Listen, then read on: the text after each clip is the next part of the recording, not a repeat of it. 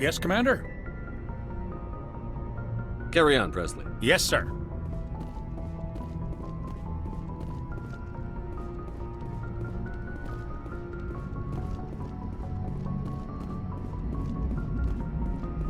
Hey, Commander, next time we touch down, let's try not to park the ship in a colony of mutant zombies. Just thinking out loud here.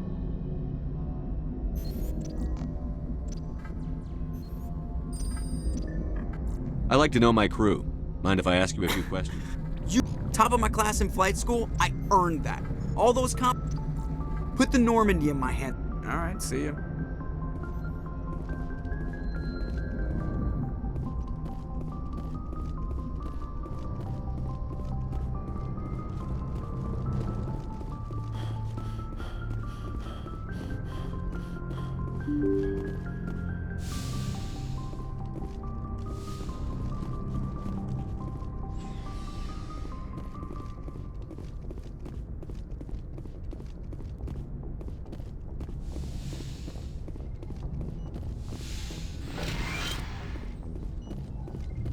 Yes, Commander? Is there something you need? I should go. Goodbye, Commander.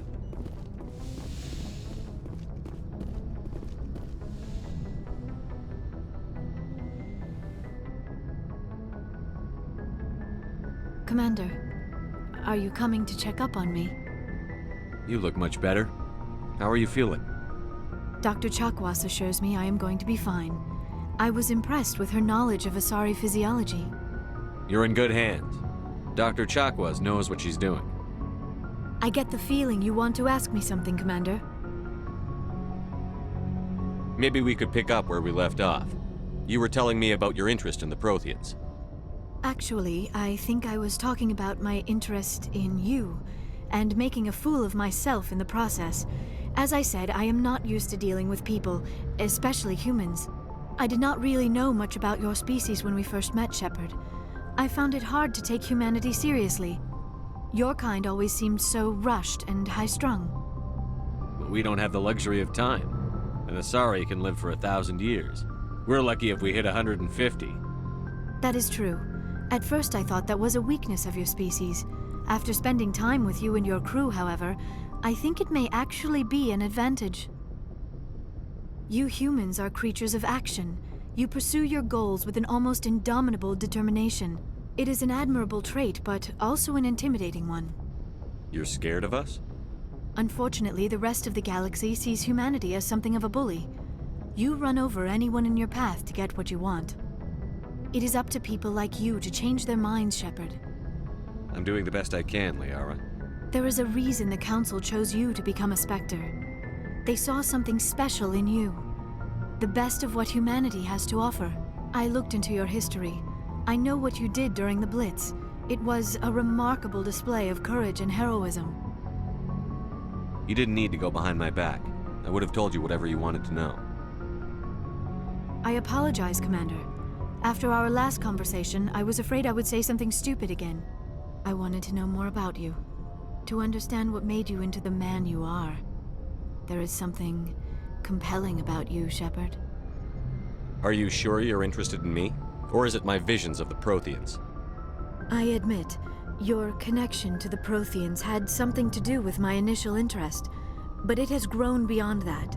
You intrigue me, Shepard, but I was not sure if it was appropriate to act on my feelings. I thought there might already be a relationship between you and Chief Williams.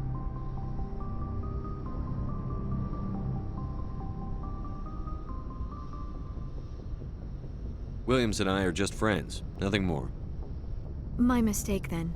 I am not as adept at understanding human relationships as I thought. But what about us, Shepard? Is there a mutual attraction, or was I wrong about that too? No, you were right. There is something between us. I knew it, and I knew you felt it too. But does this not seem rather strange? Why do I feel so close to you? We have only known each other a short time. We are from two different species. We have almost nothing in common. This makes no sense. These things never make sense. They just happen, and we get swept up in the storm. You make it sound so chaotic, so dangerous. I'll keep you safe. I am not looking for a protector. This is all a bit overwhelming. I am not used to this. I need some time. Take all the time you need, Liara. I'll be here. Thank you, Shepard. Let's just talk about something else for now. I should go. Goodbye, Shepard.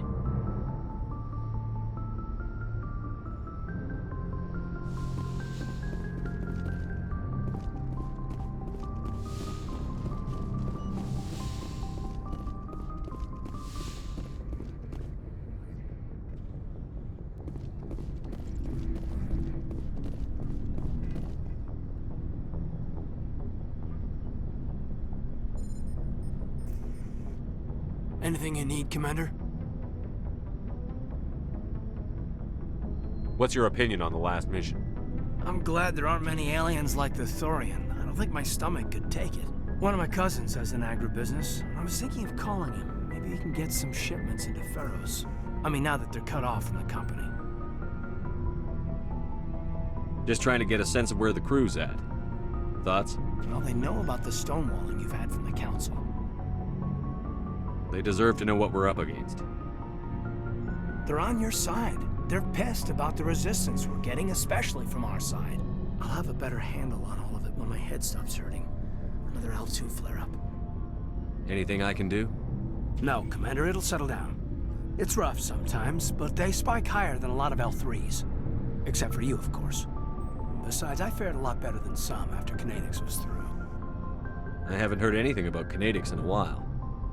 Yeah, they quietly disappeared. Broke up into a bunch of little corps after they botched the training on Jump Zero. After first contact, Kinetics was set up to track Element Zero exposures and develop implants for humans. Once we had an embassy on the Citadel, Kinetics could bring in experts instead of taking it slow. The only experts would have to be aliens. Dead on. Turians, actually. That's why Kinetics kept it a secret. They were afraid of what people back home would think, asking the Turians for help when we just fought a war with them. The Asari would have been more acceptable than the Turians. Yes, but the company didn't go through the Citadel. It would have made Earth look weak, so they discreetly hired some Turian mercenaries. Is there some reason we couldn't learn it on our own? They didn't know where to start. Hell, it took a couple of years to even link biotics and Ezo. Forget trying to get the kids to move stuff. They had trouble just helping them not break their own limbs. And their choice of teachers didn't help much.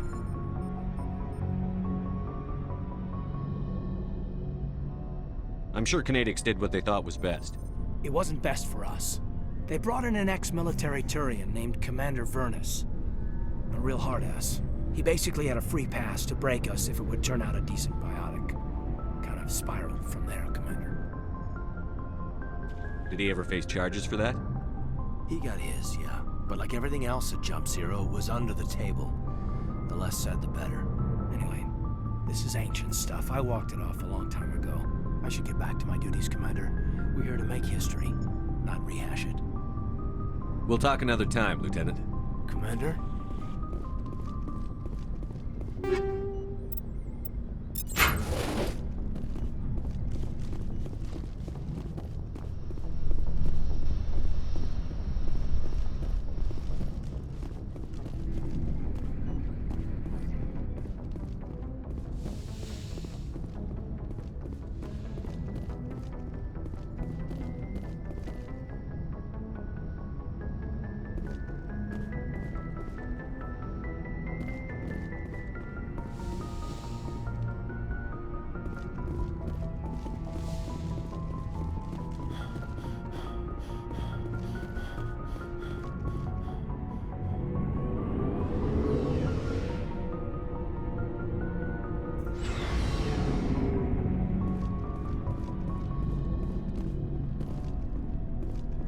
What do you want, Shepard?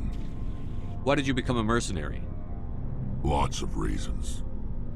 Such as? Such as, I needed to get out of our system. I needed to eat. I needed to survive. Why not stay and help your people?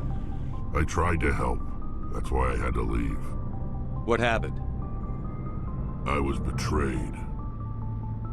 I was head of a small tribe. We were trying to restore order after the war, but the other tribes were against us. They followed Jared, one of the few warlords who survived the war with the Turians. But he was old, and so were his ideas. He wanted to continue the war. He wanted us to fight. Turians, Solarians, each other. It didn't matter who, as long as we were fighting. What did you want? I just wanted Jared to shut up, to stop his ranting. I wanted him to stop leading the tribes astray. But he couldn't understand how much things had changed. We didn't have the numbers to go to war. Even if we did, the genophage made sure we couldn't replenish our numbers fast enough. I told them all to forget about war. We needed to focus on breeding, at least for one generation. And for a while, we were getting through. Some of the tribes started coming around. I take it the warlord didn't appreciate that. No, he didn't. He arranged a crush with the tribes, a meeting on neutral ground. He wanted to talk. We met at the Hollows, near the graves of our ancestors. The skulls of our dead laid bare to remind us where we come from and where we all go. It's as sacred as any Krogan place can be. Violence is forbidden. It sounds like a trap to me. You must have suspected as much. I did. But when your father invites you to a crush, well, there are some laws that even we hold sacred. Jared was your father?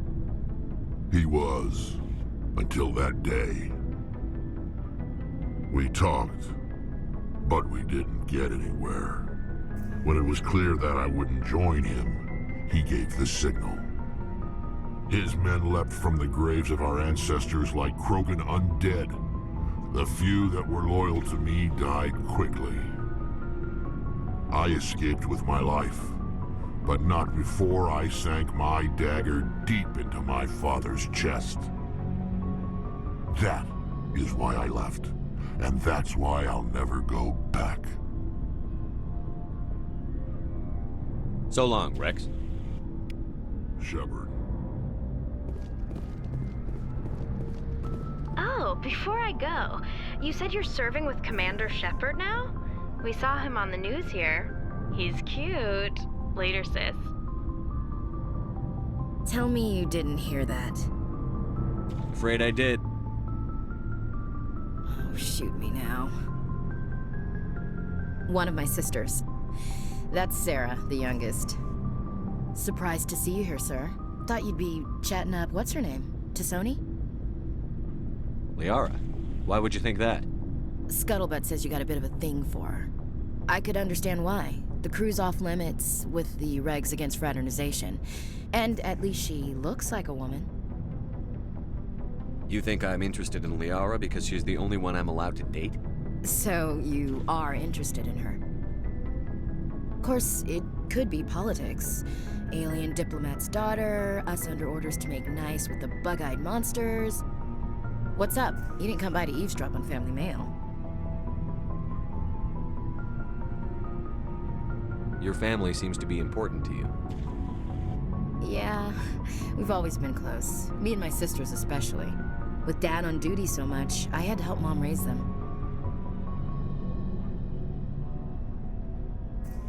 Where did you grow up? All over. Same as you, I expect. We transferred a half a dozen times before I finished grade school. You go where personnel command sends you, right? I guess that's why I'm so tight with my sisters. We'd have to leave all our friends every 2 or 3 years. Did your father serve with the fleet? Yeah, took any crap posting he could get that offered space time. You know what? He worked his ass off trying to get recognized, but he never made it above serviceman 3rd class. He was real proud when I made chief. First thing he did was salute. What about your mother? You haven't mentioned her. You must know what military wives are like. Strong because they have to be, able to raise kids while dad's away on a 6-month cruise. She has a degree in planetary geology. She and Dad both wanted to see new worlds. She gave up her career to raise us, though. You have more than one sister? Sounds like a big family. Yeah, I'm the oldest, then Abby, then Lynn. Sarah's the youngest. She's still in high school. With 4 girls, Dad used to say he felt more outnumbered at home than on maneuvers. I was an only child, but I get the idea. At least one of my parents was always on duty. Yeah, military families, eh? With schedules like that, it's a wonder we ever have kids anymore. Things were tense between Sarah and me for a while. Then we bonded. Sounds like a story. Feel like sharing? Sarah got herself a boyfriend who wanted to go faster than she did, Mike. I didn't think he was a bad kid, just pushy. Lynn would send me these worried vid mails, and I'd tell her to relax. Where were you when this was going on? I was on active duty. Sarah's graduating high school this year. This was only a couple of years back. They were on Amaterasu. At the time, I was assigned to Chernobog. Same cluster, but a dozen LY away. Close enough to talk regularly, too far to make it back in an emergency. I couldn't afford a fast packet flight. If he really liked her, he wouldn't be pushy. Yeah, of course. If he didn't ask at all, I'd wonder if he thought Sarah was ugly. Damned if you do, damned if you don't. Mike thought they'd go for a romantic walk in the woods, 'cause he figured it was past time they did the deed.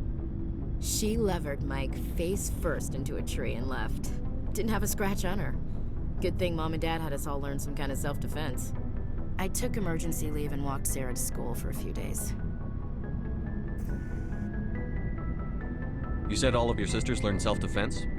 Lynn did pistol practice, but didn't like it. She's kind of nervous. Sarah took Aikido. Abby decided to learn the sword. She always was a little weird. Likes big skirts and tops you have to tie her into. They do great things to her figure, though. So, what did you learn? One of Dad's friends taught me Marine hand to hand. You said all of your sisters learned self-defense? Lynn did pistol practice. They do great things to her figure, though. You traveled all the way home to walk your sister to school. It was only a dozen light years, like a day's cruise. It's not like I was going to Earth or something. My last day out, Mike was waiting for us. Sarah had told her friends, so everyone at school knew what he did. He wasn't happy. I wanted to snap him in half, but Sarah gave me this look, this let me handle it, I need to do this alone look. She kept her cool, God bless her, as he screamed in her face. She just let him vent. Then he tried to punch her. I swear, she just flowed around him. Next thing I knew, he's face down on the sidewalk, and there's blood everywhere. That's unbelievable. Sarah must be as good as you. Better. I'm more or less a straight-up puncher. When he swung, she wasn't there anymore, and he fell. She helped him stop the bleeding and had me call an ambulance. She told the paramedics he fell. Before they took him to the hospital, Mike touched Sarah's arm. I thought he was gonna end up on the ground again. But he hung his head, whispered, "I'm sorry," and started crying. And she hugged him. The Williams women are a decisive bunch, Commander. We do things when we're ready. Not before, not after. Your sister's something else. But you didn't mention your father at all. Was he on deployment? Dad always wanted to serve in space, but he wanted us to have real ground under our feet. He'd say, space is beautiful, but you can't raise a family there. I cannot rest from travel. I will drink life to the lees. All times I've enjoyed greatly, have suffered greatly, both with those that loved me and alone. For always roaming with a hungry heart, much have I seen and known, cities of men and manners, climates, councils, governments. I never thought I'd hear you reciting poetry.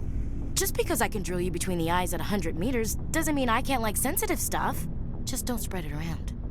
Ulysses was my dad's favorite poem. Every time he shipped out, he recorded me reading it. He had a dozen versions when he retired.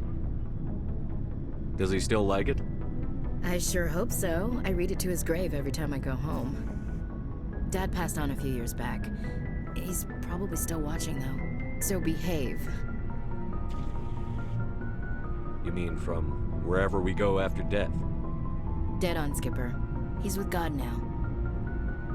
That's not a problem with you, is it? That I believe in God?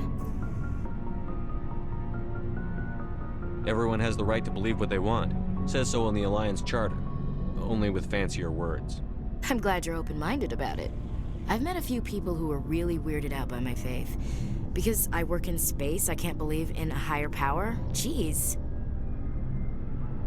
Hello, have you people looked out the window? How can you look at this galaxy and not believe in something? I should get back to my duties. Didn't mean to take up so much of your time. What's your opinion on the last mission? Gotta admire those colonials. That's about the worst place for a colony I've ever seen. Given the option, I'd get the hell out of Dodge. We'll talk later, Williams. Looking forward to it, Skipper.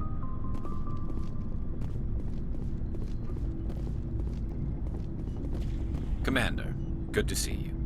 You've been with CSEC a while. Have you seen much action? Well, not as much as you, but yeah, I've seen some interesting things. I'll bet you have. Anything in particular that stands out? I remember this Solarian geneticist I was sent to investigate. That case was a bit disturbing. What happened? Why were you investigating them? I was tasked with tracking black market trade on the Citadel. Most of it harmless, nothing I needed to pursue. But during the course of my investigation, I noticed an increase in the trade of body parts, organs mostly. We usually get a few of those, but not the numbers I was seeing. We weren't sure if there was a new black market lab or if some freak was harvesting organs from citizens. You've seen this before on the Citadel? Every so often, some lab sells unwanted parts through the black market, but they're not as bad as the psychos. I remember this one Elcor diplomat we caught in my first year on the job. He was hacking people up and selling their organs, had the station in a bit of a panic. But this case wasn't that clear-cut. Turns out there was more going on than we first realized. So how did you figure out what was happening? First, we got a hold of a sample and ran DNA tests. The weird thing was, the match led us to a Turian who was still alive and was very convinced he'd never lost his liver. After a bit of digging, I discovered this Turian worked briefly for Dr. Salion, the geneticist. So I went to his lab hoping to find evidence of cloned organ development, but there was nothing. No Solarian hearts, no Turian livers, not one Krogan testicle. You're kidding, right? Why would anyone want Krogan testicles? Some Krogan believe that testicle transplants can increase their virility, counteract the effects of the genophage. It doesn't work, but that doesn't stop them from buying. They'll pay up to 10,000 credits each. That's 40,000 for a full set. Somebody's making a killing out there. What did you do about the geneticist? I brought in some of his employees for interrogation to see if I could get them to talk. While I was interviewing one of them, I came across something suspicious. You mean threaten? Was that really necessary? Maybe, maybe not. Either way, it paid off. One of my detainees started bleeding profusely during the interview. We offered to patch him up and he got frantic, freaked out. I ordered a full exam to find out what was going on. Our medics found incisions all over his body, some of them fresh. That was our big break. These people weren't just Dr. Salion's employees. They were test tubes. Walking, living test tubes. He was growing parts inside these people? Exactly. He cloned their organs right inside their own bodies. Then he harvested them and sold them off. Most of the victims were poor. He'd pay them each a small percentage of the sales, but only if the organs were good. Sometimes an organ wouldn't grow properly, so he'd just leave it in them. Most of them were a mess, but only on the inside, hidden so nobody could see it. I hope he got what he deserved. That's the worst part. We never caught him. Why not? What the hell happened? He ran, blew his lab, grabbed some of his employees, and headed for the nearest space dock. By the time I found out, his ship was already leaving. He threatened to kill his hostages if we tried to stop him. But you went after him anyway. right? I ordered Citadel Defense to shoot him down, but CSEC headquarters countermanded my order. They were worried about the hostages, worried about civilian casualties if the ship was destroyed so close to the Citadel. I told them those hostages were dead anyway. He just used them to make more organs. But they wouldn't listen.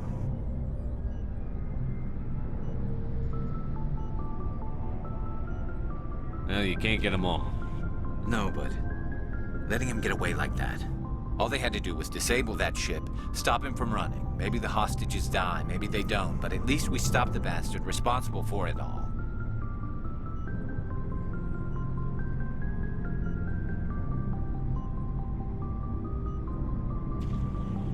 I suppose I can see both sides. But what's done is done.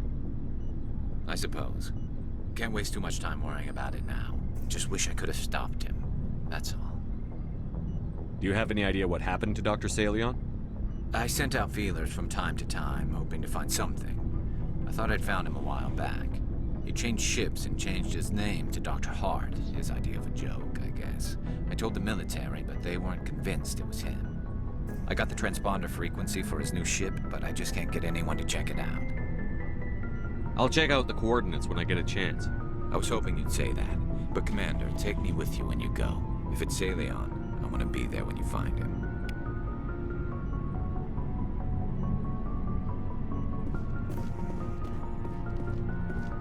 Looking for supplies? Let's see what you've got. You bet, Commander.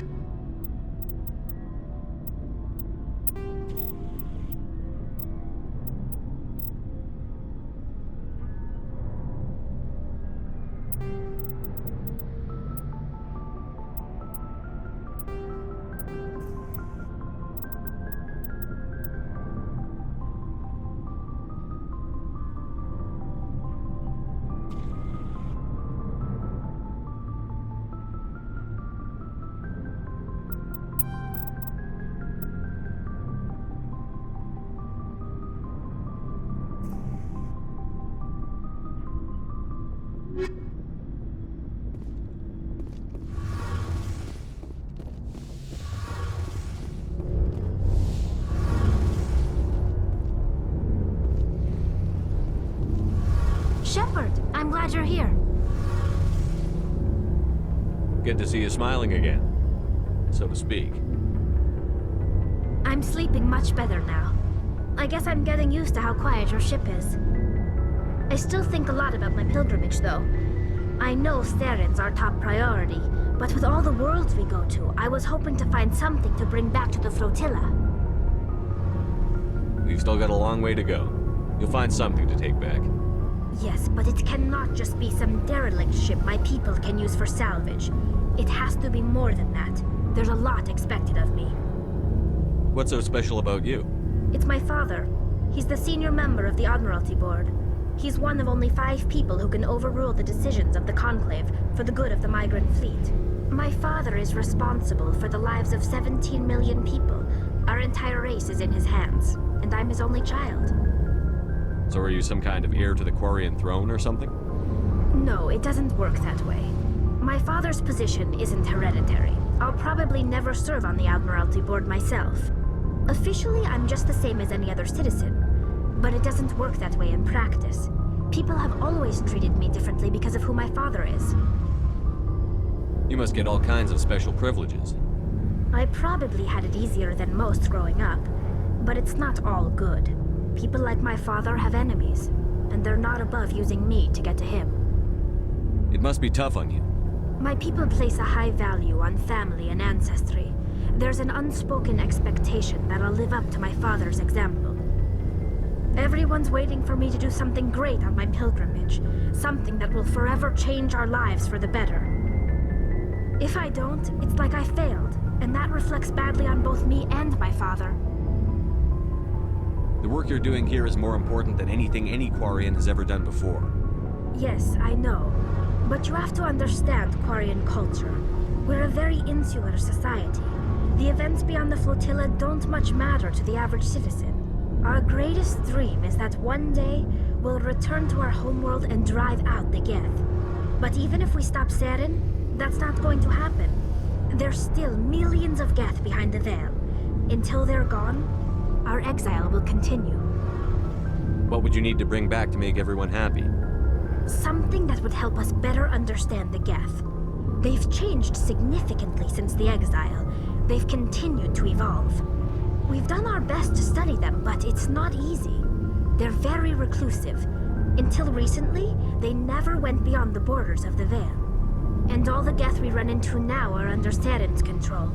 We'd need to find Geth operating on their own, independently. But I don't want this to get in the way of our mission, Shepard. First, we stop Saren. Then I'll worry about my own problems. What was your father like? It wasn't easy growing up as the daughter of one of the Admiralty. Even before he joined the board, he was a prominent figure. People looked to him for leadership. He had to set an example, and he expected the same of his daughter. Plus, he was pretty strict, a military man through and through.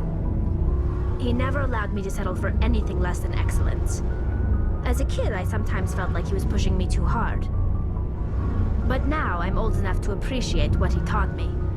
The world doesn't owe us anything. If we want something in life, we have to earn it. Sounds like a tough upbringing. You don't resent your father at all? Like I said, it wasn't easy.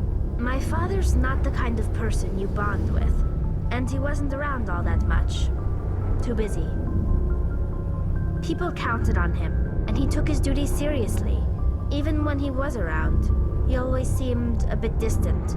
Like his mind was always somewhere else. Come to think of it, I can't ever remember seeing him smile. Not once. It's like he was always weighed down by all that responsibility. I mean, I know he cares about me, but he never really showed it, not in the usual way. I guess the best thing I can say about my father is that I respect him. Where was your mother in all this? Mother was around, but she always seemed to kind of blend into the background. Almost like she was overshadowed by my father. He tends to do that to people. She passed on about 5 years ago. Some airborne virus that swept through the fleet. Happens sometimes when the filters start to break down. I think my father took it pretty hard. After she was gone, he became even more focused on his work. I think that was his way of dealing with the grief. I want to talk about something else. Like what? I should go. See you later.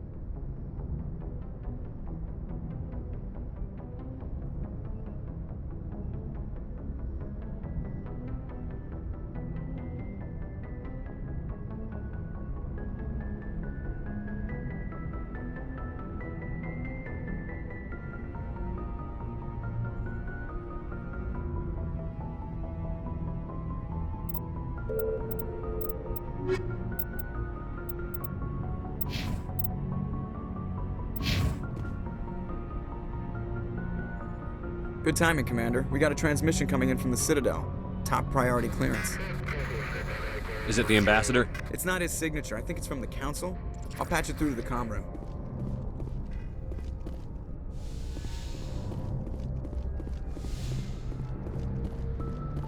Commander Shepard, we've received information that may be critical to your mission against Saren. I'll take all the help I can get. We've received an urgent message from one of our infiltration regiments in the Traverse. You mean spies? Spectres tend to attract attention, Commander, but they are only one arm of the Council. Special task groups are often a better option for monitoring developing situations. We currently have several infiltration units scattered throughout the border regions of Citadel space. This particular unit was gathering intel on Saren. What did they find? Unfortunately, the message we received was little more than static. The infiltration team must be in a situation where they can't set up proper interstellar communications. But the message was sent on a channel reserved for mission-critical communications. Whatever they were trying to tell us, we know it was important.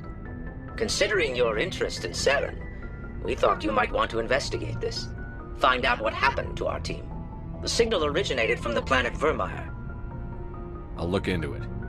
The Council prefers not to become involved in the specifics of Spectre activities. We only want you to be aware of all your options, including Vermeer. Good luck, Commander Shepard. We will keep you advised if we learn anything else.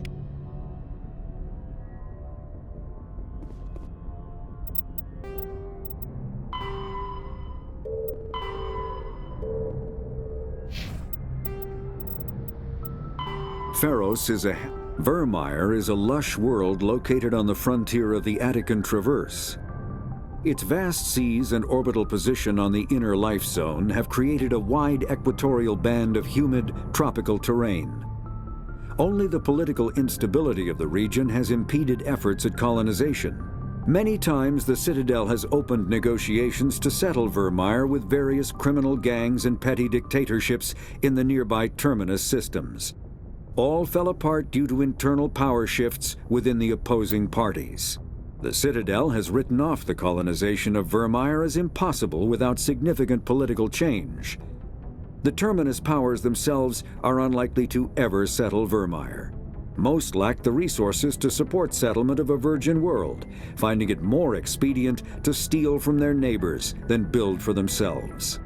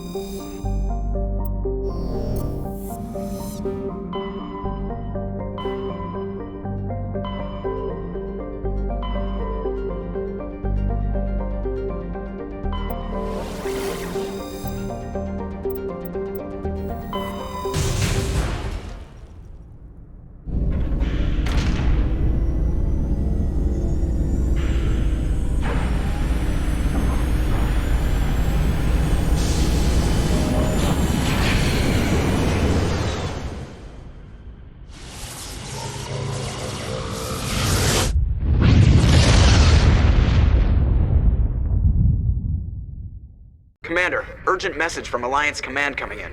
I'll patch it through. Shepard, this is Admiral Hackett from Alliance Command. We've got a situation here, and you're the only one that can handle it. What do you need, Admiral? There's an Alliance training ground where we test weapons and technology in live fire simulations. One of the VIs we use to simulate enemy tactics in the drills is no longer responding to our override commands. It's gone rogue. Are you telling me this computer is thinking on its own? We're not stupid, Shepard. This is a virtual intelligence, not a true AI. It's not self-aware, and it can't access any external systems. We didn't do anything illegal here. Virtual intelligence support is critical to our military success. VIs process thousands of status reports and react in nanoseconds. No human can do that. We need you to fight your way through the training ground of the VI core and manually disable it. Can't you disable it remotely? Our fail-safes aren't responding. The VI operates on a closed network. It can affect any external systems, but we don't have any direct access to its processes. We could bomb it from orbit, but the damage to the facility would be catastrophic. We'd prefer to have someone shut down the core. Someone like you. I know Spectres answer the Council, but you're still human. You're still part of the Alliance military, and right now we need you. The VI controls all the facility's weapons, drones, and automated defenses. You're the only one that can pull this off, Shepard. Good luck.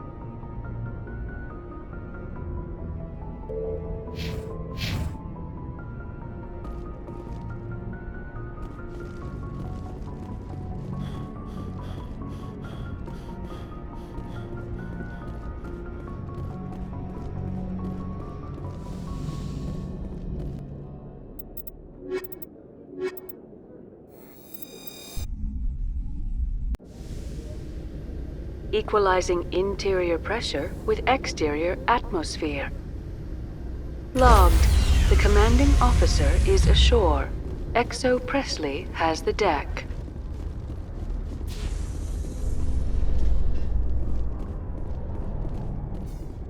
After years of poor economic performance, ExoGeni has announced that its research colony on Pharos is finally returning a profit.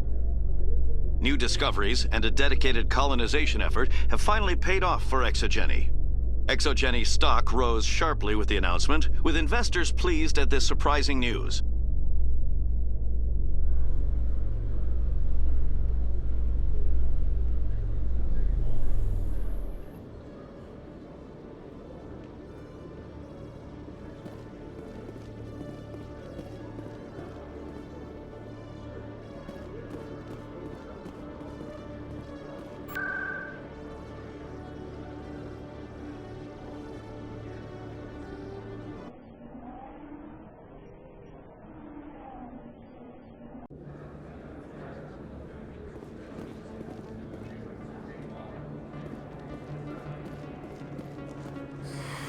Welcome back, EarthClan.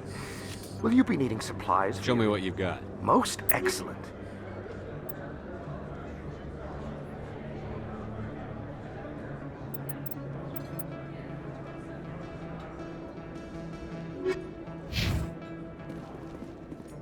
Commander, I've been waiting for you to get back. I've got an idea, and I wanted to run it by you. What's on your mind? With so many human colonies being attacked, I'm not sure that one Spectre is enough. What if you signed me on as another Spectre? Conrad, I don't think that's a good idea. But I'd make a great Spectre. I'd be right there with you, showing the Council what humanity is capable of. I want to be with you, fighting the good fight like you did on Elysium during the Skillian Blitz. I believe you, Conrad. But there's another fight that needs you. What? I don't understand. You know what keeps me going out here? Knowing that people back home are keeping humanity strong. You're right. I just got so caught up in all of it. I wanted to help. I'll go home. Thanks for setting me straight.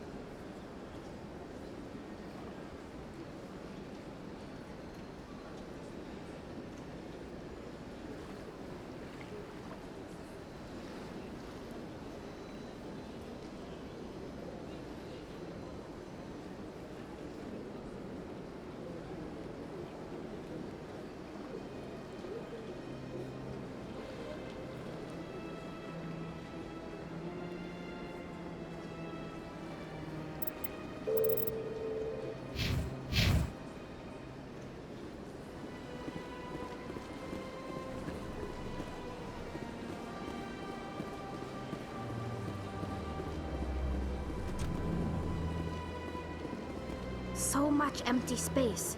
1,000 of my people could live here and hardly even see each other. This is truly magnificent. Most Prothean architecture I see is in ruins.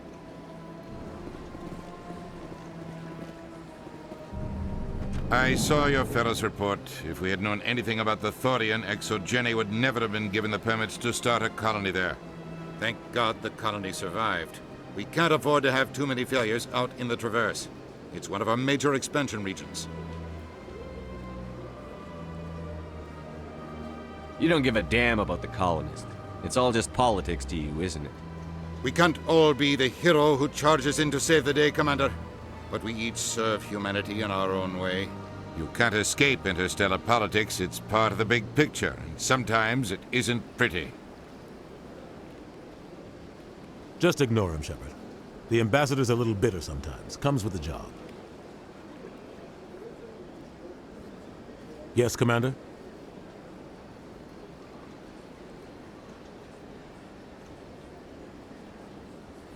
How are you holding up?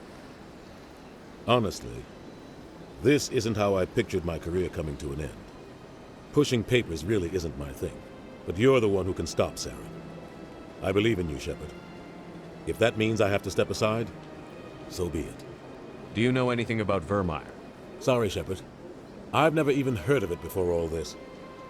You'll have to go out there and check it out for yourself. I should go. I'll be here if you need anything.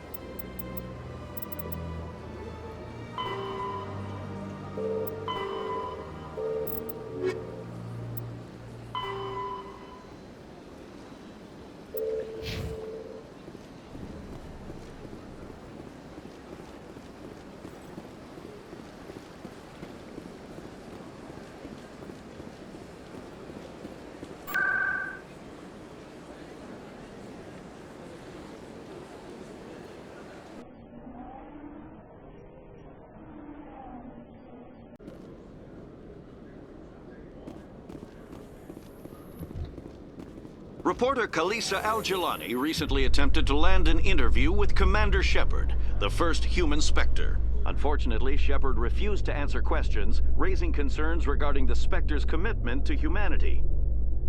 We'll have exclusive footage later today.